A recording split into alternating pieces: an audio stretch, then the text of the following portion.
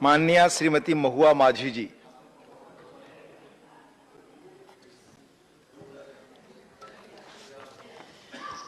धन्यवाद माननीय उपसभापति महोदय, आपने मुझे बोलने का अवसर दिया। आज मैं केंद्र सरकार की सराहना करती हूं कि उन्होंने कार्बन उत्सर्जन को कम करने के लिए ऊर्जा संरक्षण विधेयक 2022 ला रहे हैं। ये अच्छी बात है कि अगर कोई इस तरह से पर्यावरण को प्रदूषित करे तो उस पर फाइन लगाया जाना उचित ही है। यहाँ अमीर गरीब सब पर 10 लाख और जो भी फाइन लगाए जा रहे हैं, इससे कार्बन उत्सर्जन कम होगा। लेकिन मेरा सवाल ये है कि अगर आम जनता पर ये फाइन लगाया जा रहा है, लेकिन अगर सरकार और केंद्र सरकार इस तरह से कुछ गलती करे, कार्बन उत्सर्जन या पर्यावरण को प्रदूषित करे अपनी गलतियों से, तो आम जनता किससे फाइन लेगी? मेरा संदर्भ यूरेनियम माइन से है, जो कि झारखंड में है, जादूगोड़ा। आप सभी जानते हैं कि हमारे देश में जादूगोड़ा यूरेनियम उत्सर्जन का या यूरेनियम खनन का अब तक का एकमात्र स्रोत रहा है। अभी हमारे माननीय सांसद कह रहे थे कि साउथ में कोडाईकनाल में विरोध हुआ। ये विरोध बहुत स्वाभाविक है, क्योंकि आप सभी जानते हैं कि जादूगोड़ा में जब पहली बार यूरेनियम की माइनिंग आरंभ हुई, उस समय सुरक्षा मानक, चूंकि ये डायरेक्ट पीएमओ के अंडर में है, ये राज्य सरकार के अंडर में नहीं है, तो इसलिए मैं कहना चाहूँगी कि वहाँ पर जो सुरक्षा मानक है उनको अनदेखी उनकी हुई।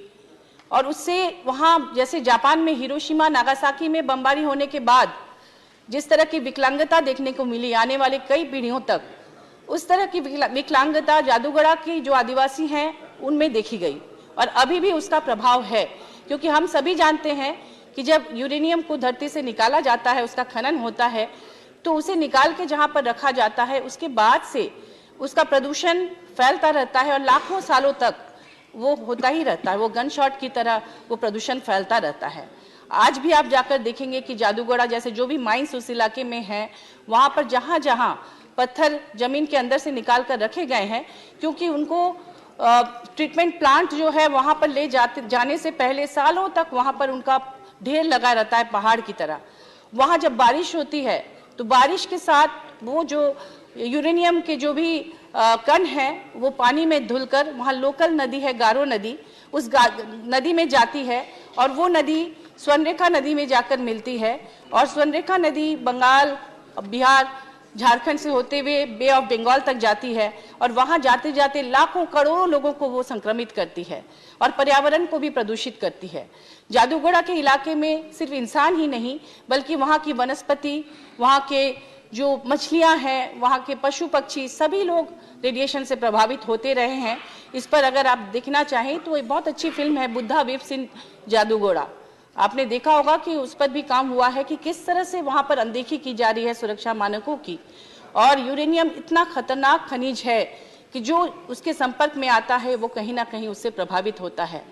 मैंने एक उपन्यास भी लिखा है इस पर, मरंगोड़ा नीलकंठ, आप लोग जानते ही होंगे, जिसमें कि ये सारा रिसर्च भी है।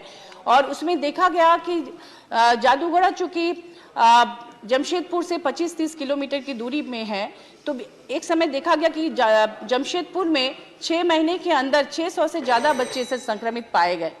तो इसलिए मैं कहना चाहूँगी कि केंद्र सरकार अपने इन जहाँ जहाँ खनिज वो निकालते हैं इस तरह के खतरनाक, वहाँ भी ध्यान दे और अगर इस तरह से उनके अधिकारी सुरक्षा मानकों की अनदेखी करें तो उन पर भी फाइन लगाया जाए, ताकि कार्बन उत्सर्जन के साथ साथ इस तरह से भी देखा जाए। क्योंकि चीप इलेक्ट्रिसिटी के लिए जिस तरह से साउथ में भी लगाने की बात हुई, आप सभी जानते हैं कि जापान में जब सुनामी आई थी तो वहाँ पर जो न्यूक्लियर एनर्जी प्लांट है उसमें पानी घुस गया था 15 फीट ऊंची दीवार को फांद कर, और उस पानी के कारण कूलिंग सिस्टम फेल हो गया था और रेडिएशन निकल कर कैलिफोर्निया तक चला गया था प्रशांत महासागर को पार करके।